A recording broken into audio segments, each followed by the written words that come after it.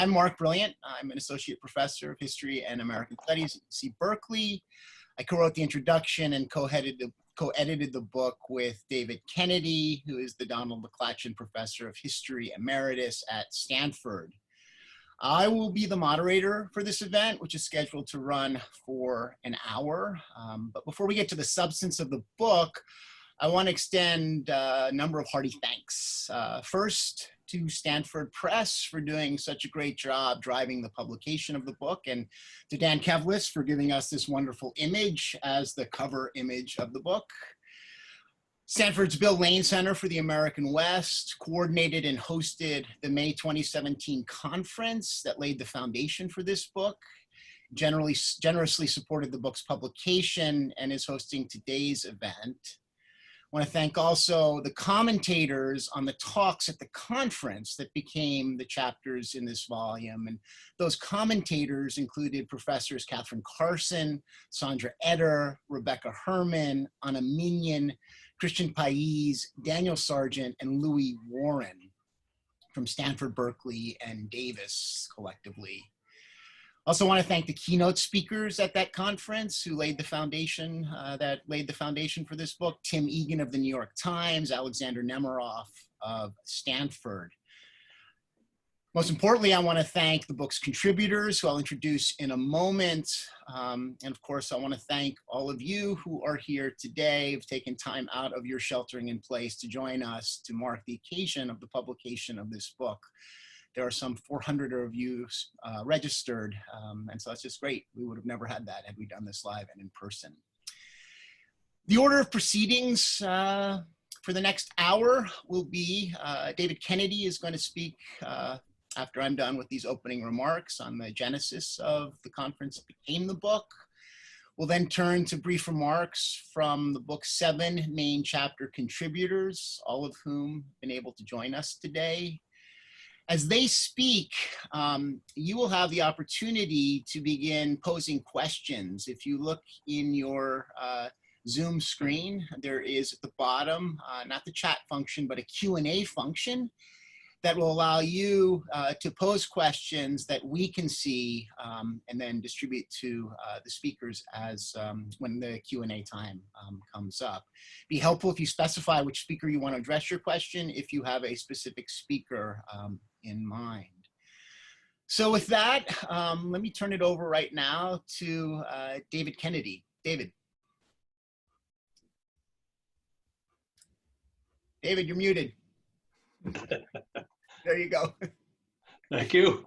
Thanks, Mark. And sorry for the technical glitch. I hope it's the first and the last in this session. Thanks to all of you for your interest, for being here with us virtually. Thanks to all of our panelists and contributors to the book. This book is actually the second in what is probably too fancy to call a series, but the second book that the Lane Center has published in the last few years, resulting from conferences that we've convened. The first one is this, called Bridging the Distance, which resulted from a conference in Ogden, Utah on issues confronting the rural West. And then, of course, the book we're discussing today, World War II and the West It Wrought, which is about what the title announces what it's about, is the effect of World War II on the history of this region. So the conference that gave birth to this book was held in 2017, as Mark said. It had 2 touchstones, I suppose. The first and most obvious was we were marking the 75th anniversary of American entry into the war in 1941. And we took, you might say, as our text, an often quoted sentence penned by Richard White, who's with us today, who said, between 1941 and 1945, it was as if someone had tilted the country, people, money, and soldiers all spilled west. So in the pre-World War II era, in the famous phrase of Bernard DeVoto, the West was regarded, or could be regarded, as a plundered province, a place that was economically, socially, culturally, politically subservient to centers of power and money and influence and so on, well to the east of the western part of the United States. Some of us on this gathering are old enough to remember seeing advertisements for products that would be tagged slightly higher west of the Rockies, when the West was not thought to be a fully integrated part of the general continental economy. So 1940, the census on the eve of America's entry into the war, the 5 largest states in order of size were New York, Pennsylvania, Illinois, Ohio, and then finally we get to California, number 5 in 1940. By the census of 1950, California was the 2nd biggest state. By 1962, it was the most populous state. And as of today, as we'll see in the 2020 census, if and when we ever get the data, 1 out of every 3 Americans lives in the West. 1 out of every 5 Americans lives in either California or Texas, which are now the 1st and 2nd most populous states. And 1 out of every 8 Americans lives in California alone, some 40 million of us. So there's good prima facie evidence, it seems to me, to ratify what Richard wrote some years ago, that World War II saw a great shift of people, economic power, political influence, and so on, to the Western region. And I think the essays in this book that we're going to be discussing today both confirm that observation and qualify it and texture it in ways that are more historically sensitive to the context of the 1940s within the larger history of the United States in the 20th century. So I'm very happy to be associated with this enterprise, and thanks to Mark especially for being the co-editor who really was the co-editor in chief and bore most of the burden of bringing this book to publication. So Mark, back to you. Thanks, David. I should note that the background, which is slightly or more than slightly askew, if you couldn't make it out, is a piece of the USS Arizona. It was a gift given to David, who then has given it on loan to me here. I thought it was fitting for today. It also obscures the fact that I'm in my campus office. I was actually had to do some work to get granted permission. So I'm not here illegally, but I didn't want really anyone to see that. All right, so I want to get now to the main part of our program, contributors, their comments, and then your Q&A, the Q&A part. We have a veritable who's who of the profession of U.S. historians here. We will proceed in alphabetical order, starting with Geraldo, or Jerry Cadava, who is Associate Professor of History and Latinx Studies at Northwestern. His chapter is entitled The Roots of Hispanic Conservatism in the Wartime West. Matt Dallek is professor of the Graduate School of Political Management at George Washington. His chapter is The Politics Wrought by War, Phoenix, Seattle, and the Emergence of the Red-Blue Divide in the West, 1939 to 1950. Mary Dudziak is Asa Griggs Candler Professor of Law at Emory. Her chapter is How the Pacific World Became West. Jared Farmer is Professor of History at the University of Pennsylvania. His chapter is Executive Domain, Military Reservations in the Wartime West. Daniel Kevlis is Professor Emeritus of History at Yale. His chapter is Enlisting the Laboratories, Science, Defense, and the Transformation of the High-Tech West.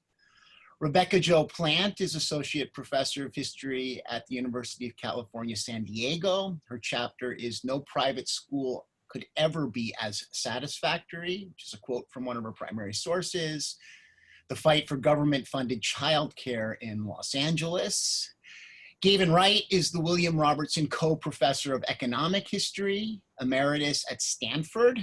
His chapter is World War II, the Cold War, and the Knowledge Economies of the Pacific Coast.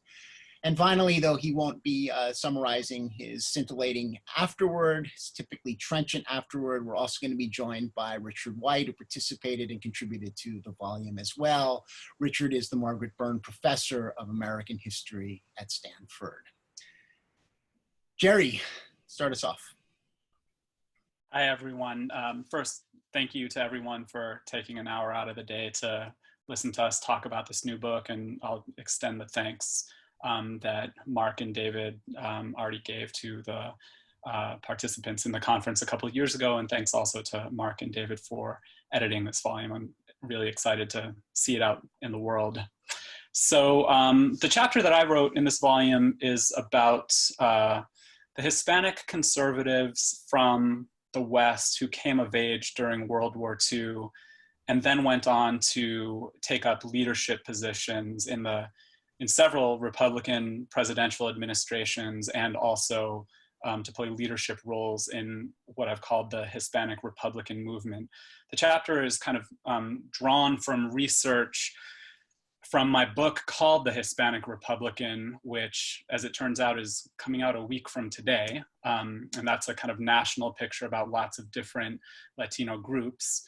And when I was doing that research, one thing that I kind of assumed going into the project was that I would find that the kind of roots of the Hispanic Republican movement could be found, especially in Florida, among the Cuban exile population after the Cuban Revolution. And it was surprising to me to learn that, in fact, most of the leaders who built a Hispanic Republican movement in the 60s and 70s were actually Californians and Texans and Mexican Americans from the West.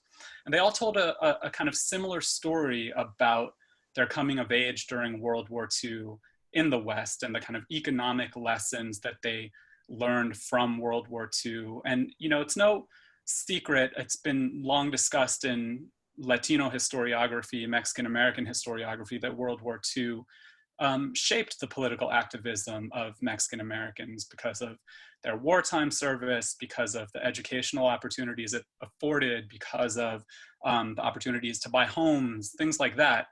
But it hasn't as much been recognized that the political activism among Mexican Americans that came out of World War II applied also to Mexican Americans. So I'm talking a lot about people like Manuel Lujan, who was a longtime congressman from New Mexico. I'm talking about people like Benjamin Boxcar Fernandez, who was an economist from Kansas City originally, but who moved to California and in fact became the first Hispanic to run for president from either party when he ran in 1980 against, in the primaries against George H.W. Bush and Ronald Reagan.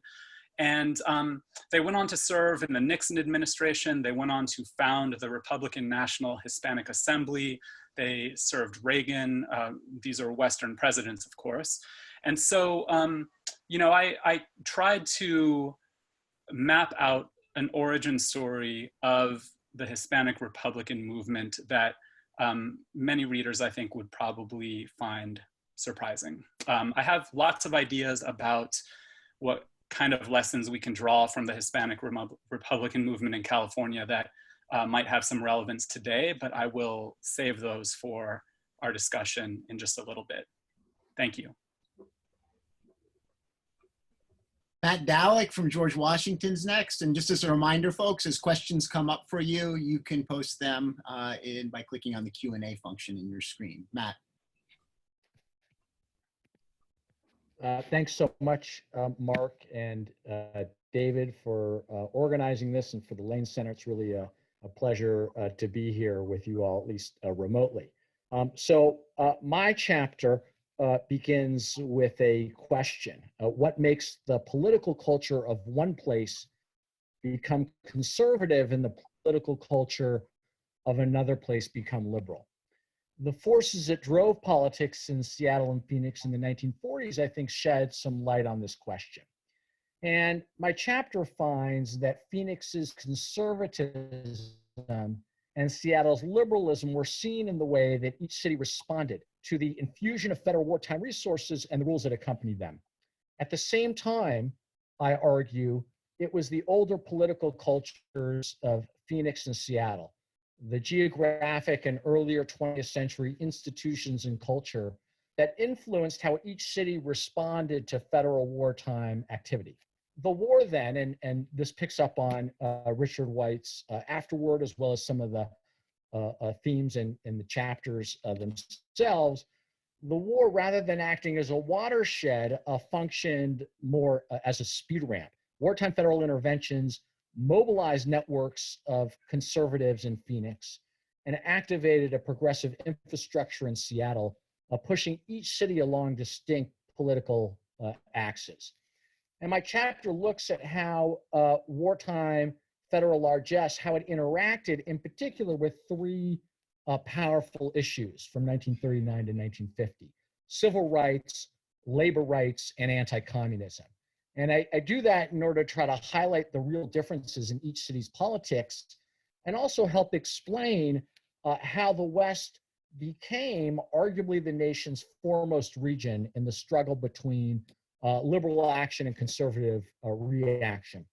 And finally, I'll just say that I hope to suggest, and one of the things that was surprising to me as I was thinking about this is that there's been so much literature and so much written about the emergence of our contemporary fault lines since the post-war period, right, the 1960s and 70s. I'm hoping to suggest in this chapter that perhaps the fault lines that we typically see originating in the 60s and 70s, that they may well be more deeply rooted in the first half of the 20th century rather than in the second half. And at the end, I ask or suggest that there might be other scholarship that people do looking at cities in the West and non-Western places, exploring this question about our political divisions before World War II and during the 40s. Thanks, Matt. Mary Dudziak from Emory Law School. Hi, thanks everyone for being here. I'd like to thank Mark and David for inviting me to participate in this project, to all of my co-panelists and co-authors, especially to Jared Farmer, who gave me amazing comments on my essay, and to Richard White, whose generative afterward, I think, really informed us all. Just very briefly, in thinking about what I could do for this conference, I thought, you know, what would be a US and the world approach to World War II and the West? And that's what got me to my argument, essentially, that World War II extends and solidifies the Pacific as an American West, so that the West should be understood not as ending at the Pacific, at the California and Oregon and Washington and Hawaii Pacific Ocean, but across the ocean to the eastern shores of Asia. I take seriously Douglas MacArthur's remark in 1948 that the American strategic boundary at that point extended to the eastern shores of Asia. Many in the World War II and post-war years viewed the Pacific Ocean as an American lake. Important to this history is not just US power and sovereignty in the Pacific, but also, of course, the islanders. The essay opens with Jose Torres and other Chamorros from Guam as they're paddling out to a US warship off the coast of Guam that was beginning the US reinvasion of the island that was occupied by the Japanese.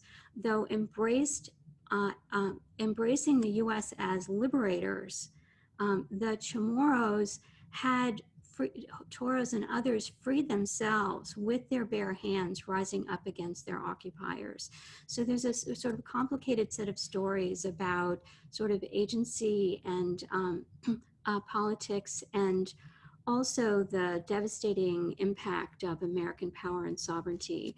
So World War II solidifies the US enduring presence, not only on the islands, but in the ocean itself. And this essay was just deeply influenced by Pacific world scholars, including David Eigler, The Great Ocean, and the work of Matt Matsuda and Gary Okihiro and others.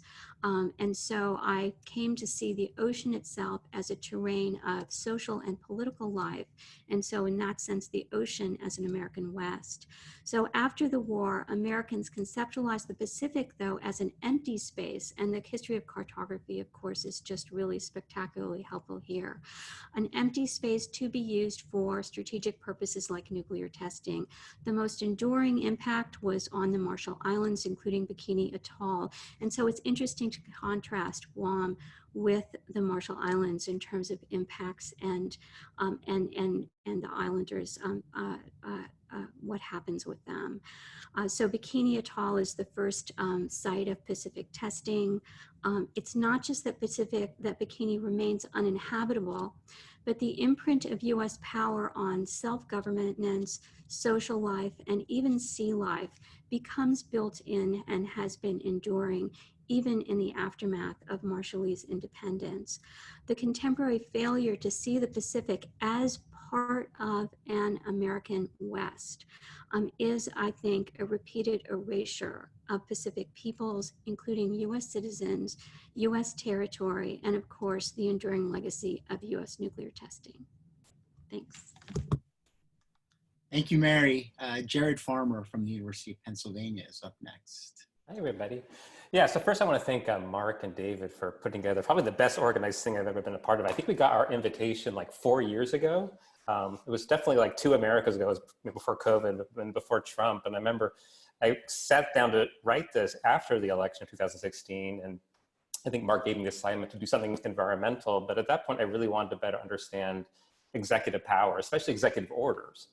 And so it sort of became an excuse to do that, but also to explain something that had puzzled me for decades as someone who grew up in Utah and lived in the West most of his life. And that is these big rectangles within rectangles that I had never visited, you know, these off limits military reservations, especially the ones in New Mexico, Nevada, California, Utah that are all, you know, they're all bigger than Rhode Island. That's our kind of obligatory standard for Eastern insignificance, right? So White Sands, Nevada Test and Training, Utah Test and Training, they're all bigger than Rhode Island. I mean, all the Utah bases take up more land than Utah's national parks. And we take these things for granted, I think, today, just in the post-war era, but I wanted to better understand. I was sort of embarrassed. I didn't really understand myself how these places came to be. That you have like 16 million acres of land in the Western United States that is part of the military base structure. And almost all of that, turns out, was reserved in sort of emergency fashion during World War II by FDR through executive orders. And on the one hand, I found out this was an extraordinary use of executive power, and it had pretty shaky legal foundation. But on the other hand, it had extraordinarily firm foundation because it built on a 19th century history of reservations created through executive power, nature reservations, but before that, Indian reservations, because the original kind of US war and diplomacy is with Indian nations, and the conclusions of many of these wars produced treaties, and the treaties stipulated reservations, and it fell to the president to create these. So there was a long kind of precedent for presidents unilaterally creating Indian reservations, later nature reservations. And so then you have FDR building on that history. So part of my project was to kind of connect the history of settler colonialism, history of Native Americans, history of nature and conservation, but now military history. So to make a very long story short, these were meant to be temporary reservations. You know, these 13 million acres reserved by FDR, but they were not temporary, obviously. And so the most extraordinary thing about this history is how they became permanent, how they ossified, and it happened remarkably quickly. And basically, by the 1950s, when Congress belatedly tried to correct or to kind of assert its powers vis-a-vis the presidency, it was really too late to undo most of these military reservations. So Congress essentially created this kind of status quo limbo, like these lands were still technically public land, but they would never really revert to other uses. And there was a second period in the 1970s after Watergate when Congress again is trying to curtail some of the war-related powers of the presidency vis-a-vis property. But then, you know, you get to like the early 21st century and essentially Congress is piece by piece turning this into a permanent executive domain. That's what I end up calling this. And it's very instructive to kind of compare the executive domain to Indian reservations because, you know, these are kind of lost fraternal twins from the 19th century. But the executive domain is now, I think, unambiguously, it belongs to the executive, even though it's technically public land. Whereas Indian reservations, in many cases, really do not belong to Indians in a fundamental way. And it's very complicated, but you know, many reservations are a combination of fee simple land and federal land. But the federal land, you know, it ultimately belongs to the federal government. And we're seeing, you know, on the Navajo reservation today and other reservations, sort of like this legacy of executive power and how it plays out in the American West and benefits some people more than others. But I'll stop now. And again, thank you, everybody. I'm glad you could be here. Thanks, Jared. Next up, Daniel Kevlis from Yale. Dan. let me join with everybody else who's spoken so far in expressing my appreciation and gratitude for having been invited to the conference and for the marvelous stimulation that the conference afforded everyone, including me. It was great to be back in California after all, after a long time. And I appreciated greatly the opportunity to put together in one place an account of and an assessment of the various laboratories, which I think have not hitherto been treated in one place, that were advanced and generated by the war in the West. So my essay is entitled Enlisting the Laboratories, but it might also be, say, enlisting and creating the laboratories, because we have only one lab that was there in 1940. That's the Berkeley Radiation Laboratory, affiliated with the university, under the leadership of Ernest O. Lawrence. And then the Jet Propulsion Laboratory was the creation of the war, coming out of Caltech's GALCIT, that is Guggenheim Aeronautical Laboratories. And then Hanford, which was created totally de novo in Washington for the production of plutonium fuel, and the Stanford Electronics Laboratory, which I included in the post-war assessment of the war because it was shaped by the wartime experience of its founder, Fred Terman, at MIT, and so on. So the Berkeley and GALCIT, which generated JPL, were already world-class laboratories in 1940. The one devoted to nuclear physics and the other devoted to aerodynamics of a basic kind, but both of them had applied content or purposes. In the case of GALCIT, it was the aerospace industry in Southern California, which was burgeoning, of course. And in the case of Lawrence Berkeley, which is not a feature of it, not widely known, was the use of nuclear radiation for cancer therapy, which contributed significantly to the growth of the lab. They were all flourishing under dynamic leadership and with significant patronage and support of a dynamic and regional, from the forces of dynamic forces of regional institutional ambition in California. What the war did was to create enormous new opportunities for the leaders of these laboratories. So what GALCIT did, which GALCIT was under the direction of the world-class aerodynamicist Theodore von Karman, and he gave free rein basically to a young man named Frank Molina, who had been a graduate student at Caltech and actually didn't yet have his PhD at the time in 1940, to establish a program with the patronage of Army Ordnance, the Army and ultimately Army Ordnance, in solid fuel rockets with the purpose of a jet-assisted takeoff, which proved to be significantly important for fighter aircraft taking off from aircraft carriers in the Pacific. And then ultimately, in response to the detection of the projects for what became the V1s and the V2s in Germany, JPL turned to the production of rockets.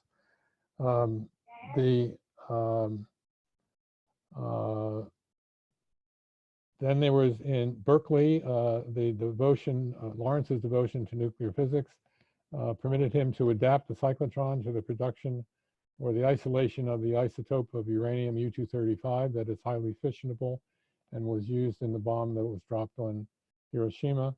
And then the atom bomb project wanted to produce plutonium, and so they created the Hanford Laboratory, which is made of reactors in Hanford, Washington. So as you know, the atom bombs were made. The plutonium bomb was dropped on Nagasaki, and the rockets proved to be very effective, as did genesis of takeoff during the war. And so after the war, with the Cold War rapidly emerging between the United States and the Soviet Union, it became clear that national defense would depend heavily on research and development. And as a result, there was an abundance of federal dollars available and widespread opportunity, or immense opportunity, to further develop these laboratories, which is exactly what was done. Fred Terman, who had been at the radiation laboratory to produce radar at MIT, came back and recognized these opportunities and established the Stanford Electronics Laboratory, which had enormous influence on basic microelectronics, but also spun off the foundations of Silicon Valley ultimately. Altogether then, the high-tech West emerged from the war as a vital, sprawling, dynamic, world-class enterprise. It also was very defense-related and depended heavily on Cold War dollars. It also depended heavily on Cold War culture, which is to say that there were profound problems at the labs for dissenters. McCarthyism expressed itself everywhere in these places. It was resisted significantly, but nevertheless, it was a presence that had to be dealt with. In addition, some of the labs, especially Hanford, spun off profoundly negative environmental influences or impacts, which we are still dealing with and cleaning up. Richard Wright has written eloquently about some of these costs of the war. So that's my story, and it seems to me that the high-tech West is integral to the post-war rapid development of California that gave rise to the terrific trends in demography that David Kennedy so capably described early at the beginning of this little conference. That's it. Thank you, Dan. Rebecca Jo Plant from UCSD is up next. Rebecca. Hey, everyone. Thank you for attending, and thanks to all the panelists, and especially to Mark and David. It really has been a wonderful project to be involved in. So my paper is on childcare during World War II and its aftermath, specifically in Los Angeles. During the war, the federal government provided states with monies to run childcare centers in what were called war-impacted areas, basically centers of wartime production. And the goal of this, of course, was to address the severe labor shortage on the home front by making it possible for mothers to join the workforce. So my paper focuses on LA, where the program was implemented more extensively than any place else in the nation. A full 10% of the children who attended wartime centers resided in the greater Los Angeles area. Now, when federal funds were withdrawn from this program in February of 1946, parents fought pretty vigorously to keep the centers open and to push for a state-financed program. California, which had emerged from the war with a pretty significant budget surplus, was the only state to follow this course. But in the process, the child care program was transformed into an entitlement theoretically available to all working mothers, although finding a space was always a problem, into a needs-based welfare program. So there are really two main takeaways from my paper.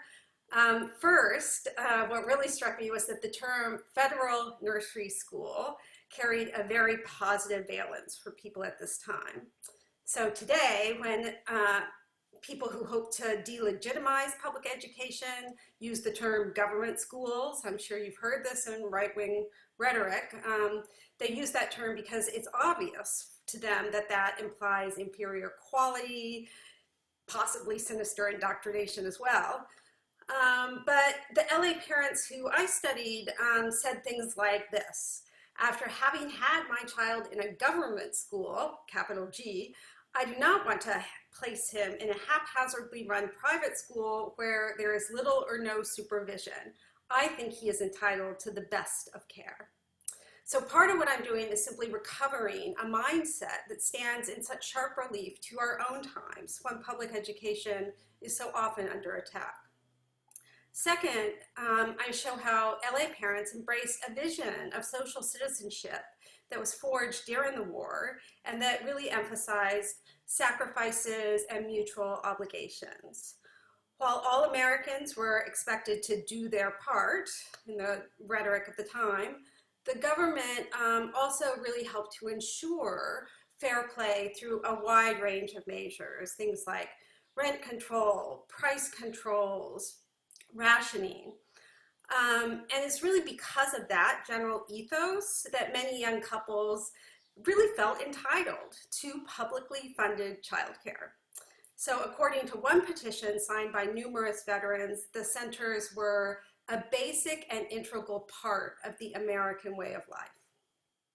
Now, currently, the need for childcare is really at the forefront of people's minds. How can we possibly restart the economy if schools and summer camps remain closed? So I have more I can say about that, but I do hope that we emerge from this crisis with a new appreciation of our mutual dependence on one another and a more robust sense of the common good. So as we try to seize this moment of crisis to think boldly about what comes next, perhaps it is helpful to recall some of the more humane definitions of the American way of life that people have fought to realize in the past. Thanks, Rebecca. To wrap us up now, before we turn to Q&A, like I said, use that Q&A button if you want to post questions. We have Gavin Wright of Stanford University. Gavin. Thank you, Mark. Thank you, David. Thank you to all the colleagues. It's been a pleasure to be part of this project. I'm an economic historian, and so I took the opportunity to try to look into the economic effects of the World War II on the Western region, but that's such a big topic that I've cut it down, and the focus is on the rise of the knowledge economies on the West Coast. So I look at four main ones. There's the Bay Area, there's Los Angeles, there's Seattle, and there's San Diego. So my chapter is most closely related to Dan Kevlis' coverage of research labs. I argue that World War II did have a big effect, but not in the direct way that you might come to mind most obviously. The direct effects of wartime activity were major, a massive inflow of labor and major activity, primarily in aircraft and shipbuilding, but those were transitory.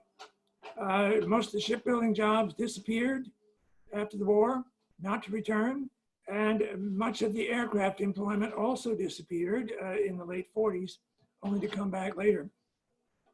So the connection, there is a thesis, it's known as the Nash Thesis, arguing that World War II kind of kick-started the West Coast out of a third world existence into the modern world, but that is largely discredited. Nonetheless, I argue there is a connection to World War II. It really works through the Cold War, but the Cold War came out of World War II in many respects, but the channel that I want to emphasize here is the decision among the political and military and economic leadership of the country that the path to the future lay through high technology. And that was going to be financed by, well, by a lot of things, National Science Foundation, most immediately and effectively by the Defense Department and other defense-related businesses. Stanford University is a good illustration because Stanford played almost no direct role in World War II itself. But as Dan mentioned, it had a big effect because of the experience of Fred Terman, who had been at Stanford, who went east to spend the war at the Rad Lab and came away with a clear vision that the path of the future for Stanford, as well as for the regional economies, was going to be through the defense budget. I quote a letter that he sent to a colleague saying, if we don't do this, We need to establish Stanford as the Harvard of the West. And if we don't do that, the fate before us is to be more like Dartmouth. Dartmouth, he says, a well-regarded institution that has only 2% the influence of Harvard. So in a way, it played out much the way that Terman mentioned, not that it was all planned in advance, but the funding was there. And so that is one of the main points. It's not exclusive or original to me, but it's still often forgotten in Silicon Valley, the Cold War origins of the financing. The government was playing two major roles. One was financing, and the other was as a customer. And the indications are that the high technical demanding standards that the government was insisting on, for example, for the missile program, really helped private companies to work their way down the learning curve so that companies like Fairchild and all the Fair children that made up Silicon Valley were able to move quite readily into the commercial market by as early as the 1970s. Another case in point would be Los Angeles. As Dan also mentioned, Los Angeles was an aircraft center even before the war, so that was not a creation of the war, but it was wartime financing that created the aerospace technological complex.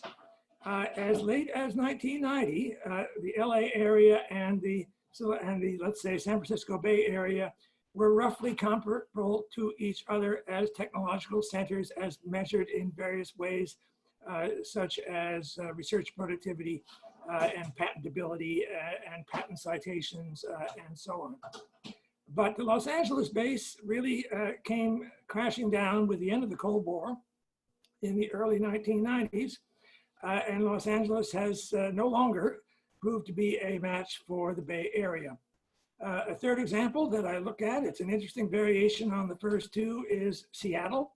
Seattle was also an aerospace center before World War II, but taking major advantage of the war.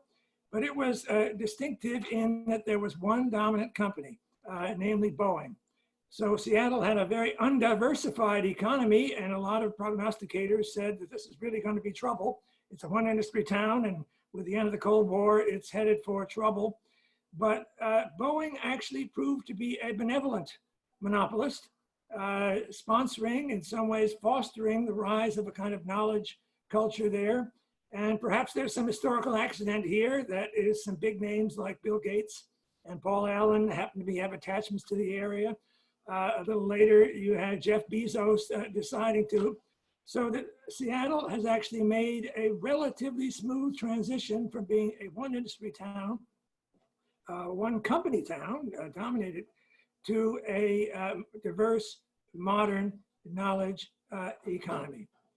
So it's a little hard to summarize the bottom line or the lessons for the future from this historical survey. I think one important factor is that the rise of the knowledge economies of the West did not just come from nowhere. Fundamentally, there are a lot of elements, but it came from the federal government. And that is, even though historians have known this for some time, but it has largely been erased from the collective memory of this area, which treats the rise of Silicon Valley as a triumph, perhaps even a libertarian triumph of free enterprise and ingenuity. So that's my story. I'm happy to wrap things up, and I look forward to entertaining questions. All right, so we have about 15 minutes left. Needless to say, we have more questions than we have time to address them all. I will quickly jump into one directed towards Rebecca, which is simply this. Why the GI Bill and not federal daycare? In other words, I guess it's a question about the extension of, why did certain social provisioning, robust, limit itself to, like as robust as it was, the GI Bill? Why not into these other domains? What's your sense about that? I think it's a fantastic question. I mean, why not national health care at that moment either, which was also, on the something that was considered, and Harry Truman tried to get it through, but it failed. I have to say, sometimes I think back to Theda Skocpol's book on protecting soldiers and mothers, which essentially argues that the US followed its own unique path to a welfare state, that if you look at the late 19th century, we did have a powerful welfare state, but that it was focused on Civil War veterans, basically soldiers, and then in the progressive era, these mothers' pensions that were enacted at the state levels. So this idea that it was more along the lines of military service and gender than class, as was the case in Europe, I think you can make some similar arguments about the present. I end my article by saying, you know, we do have a really excellent publicly funded childcare system in this country, and the problem is that it's just for the military. But it is an extensive publicly funded system that theoretically could be scaled up. It's very high quality, the people who use it are very satisfied. And as with the California system, basically what happened is they accepted the notion that only a third of the funding can come from parent fees, that it's more expensive to provide good quality childcare than individuals can afford to pay. So, you know, this doesn't directly answer the question, but I would say that the emphasis was just so much on soldiers, and as scholars have shown us, you know, straight white GIs were the ones who really benefited from this. But the way that sacrifice and service was rewarded was really through that military conduit. And so long as people were able to claim that as part of the, you know, why they were arguing for childcare, that's what helped them transition into a state program. They made that claim. They claimed it almost like it was a military benefit, and it was successful for a while. But that, you know, as long as you're no longer in a war, that argument doesn't sustain a long-term program that is based on something aside from militarism. Thanks, Rebecca. I have a few questions I'm going to try to synthesize for Jerry next, which one of them has to do with the, what specifically about the World War II experience shaped the worldview of your particular protagonist, and how representative of the broader population of Hispanics were they? Yeah, thank you. I'll address the second question first, and because it gives me a chance to clarify in case I didn't state this clearly, that the Hispanic Republicans I'm talking about in California and nationally are a minority of Hispanics, but they're a significant minority. I mean, ever since Richard Nixon's reelection in 1972, somewhere between a quarter and a third, sometimes even more with George W. Bush in 2000 and 2004, when he won 40 and 44% of the Hispanic vote, have voted for Republican candidates. That's not a majority, but it's a significant chunk. It's millions of voters whose stories haven't been told, but who, and the fact that their stories haven't been told leads to, I think, a fundamental misunderstanding of the Latino vote. So to take California, for example, even today, California is the state with the largest Latino population, the largest number of eligible voters who are Latino, and it's expected that 8 million Latinos will vote in the state of California in the November election. And ever since even Proposition 187, which is largely seen as having killed the Republican Party of California, even after that, in every presidential election, some 25% of Latinos have voted for Republican presidents. So if that number holds true in 2020, that means that 2 million of California's 8 million eligible Latino voters will vote for Donald Trump's reelection. And compare that to Florida, which is kind of taken as the leading example of Hispanic conservatism. The number of eligible voters in Florida who are Latino is 3.1 million compared with California's 8 million. So in the past several elections, about 35% of Florida's Latinos have voted for Republicans. That number is higher in Miami. But if 35% of Florida's 3.1 million Latino voters vote for Donald Trump in 2020, that'll be about 1-point-something million. So to put a finer point on it, in 2020, more Latinos will vote for Donald Trump in the state of California than in Florida. And so I think that there's something unrecognized about even the endurance after Proposition 187 of Latino Republicans in the state of California. I focused on the second question. I think I probably spoke too long, so maybe I'll just punt for a while and let someone else answer one. Okay, we have a couple questions that I'll try to synthesize for Jared, which sort of are a variation on the theme of, has there been anything like a sagebrush rebellion to reclaim some of those executive domain lands now that we're no longer on a kind of military footing? Yes, it has, especially in southern Idaho, northern Nevada. It's not so much to do with taking back lands, it has to do with military overflights over grazing lands. So there was a famous kind of MX controversy, which you may know about, project that was killed, which would have involved an enormous new land withdrawal. But there's a very large Air Force base in Idaho that does overflights over the Northern Great Basin. And that has been very controversial over the years. It doesn't make national news, but you know, like Chuck Yeager used to brag about how he could like see ranchers shaking their fists at him and he would just, you know, smirk back at them from his cockpilot.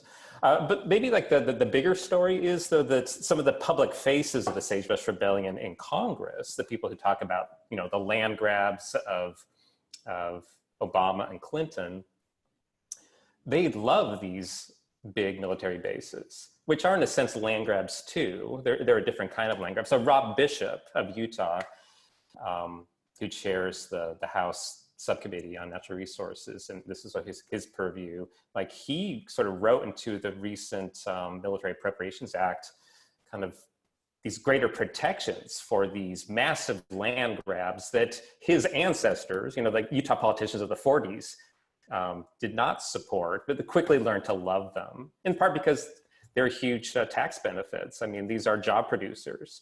You can see why many Western states love to have military bases in a way they do not love to have other kinds of public land that do not generate the same kind of tax revenue. You know, the government actually, I mean, Stanford, the Spatial History Lab has a great project on this about how the government belatedly sort of recognized that holding on to public land has consequences on rural economies and gives money to counties.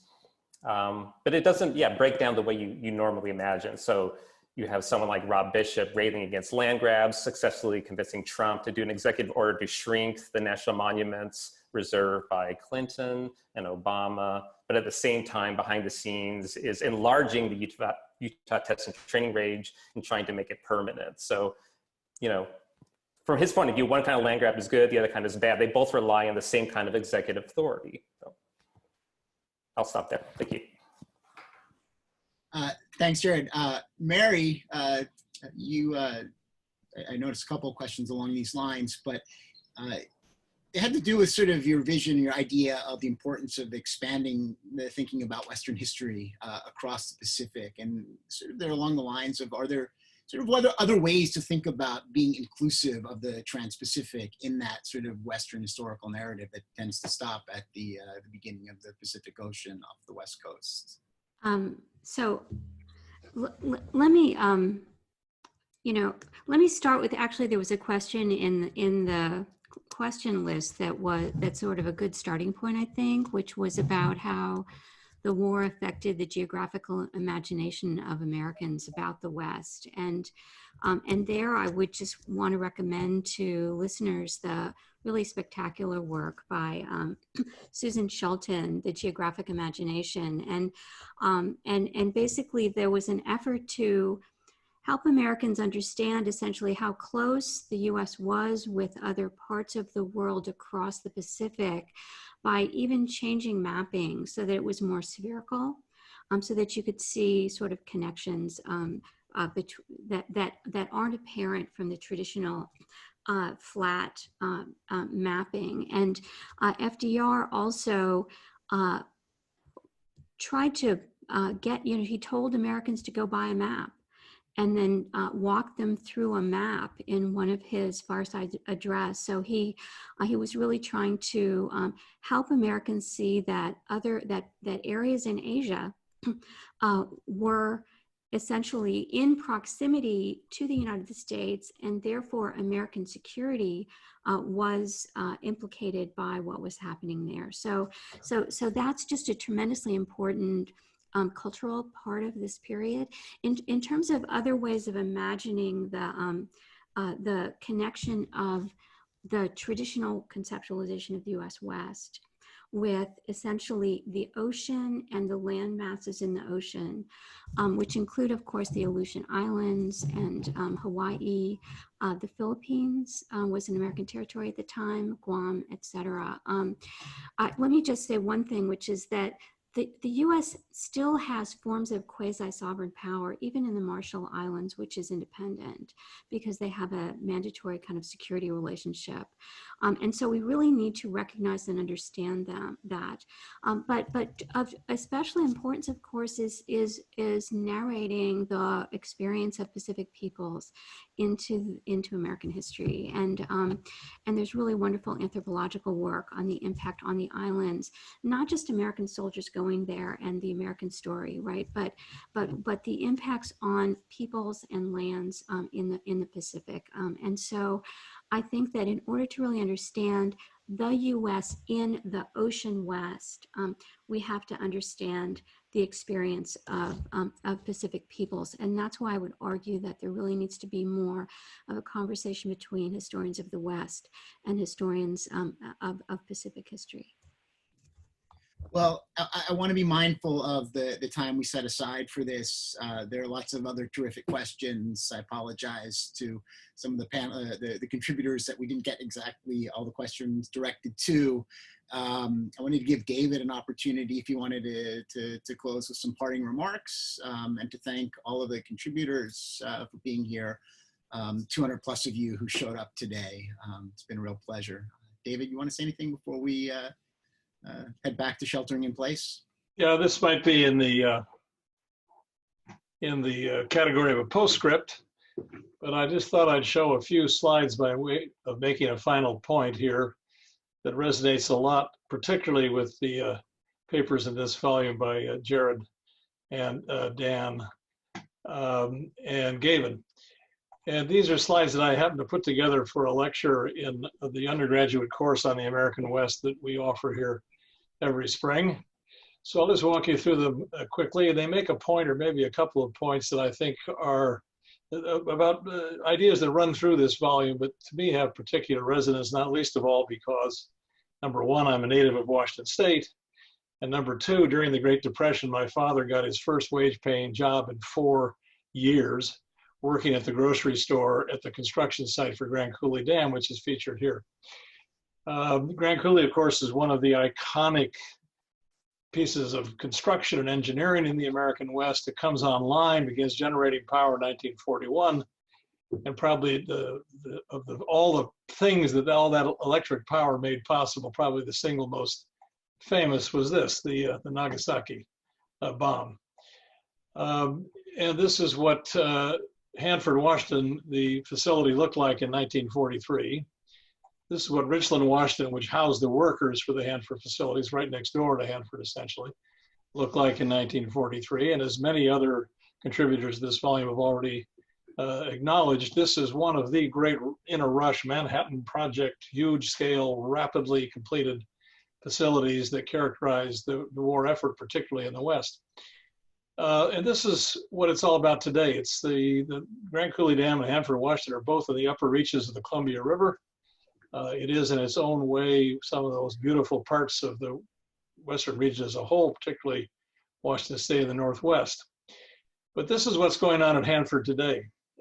Hanford produced not only that Nagasaki bomb, but all kinds of plutonium-based nuclear weapons throughout the Cold War era. And I think it's the case that it is today the single most polluted and contaminated site on the North American continent. Again, as I understand it, the Department of Defense is now spending, Department of Energy, I believe it is now actually spending $3 billion a year just to contain the contamination, and they've given up hope of actually eliminating it. The idea now is the best possible feasible effort is simply to contain it. And this is, people have to work in these very high-tech hazmat suits to work on the containment effort. In 2017, one of the storage tunnels where nuclear waste material was stored after the Hanford site went out of operation collapsed. And here you can see a schematic on the left and the actual photograph on the right of how the collapse happened. A very dramatic representation of just how vulnerable the site is and how god-awful consequential it would be if things got loose. So I'm just going to end with a couple of paired images here, which to me make a deep and disturbing point. This is what Nagasaki looked like after it had been incinerated by that bomb on August 9th, 1945. And on the right is what it looks like today. It has revived itself as a vibrant, vital, dynamic city in Japan.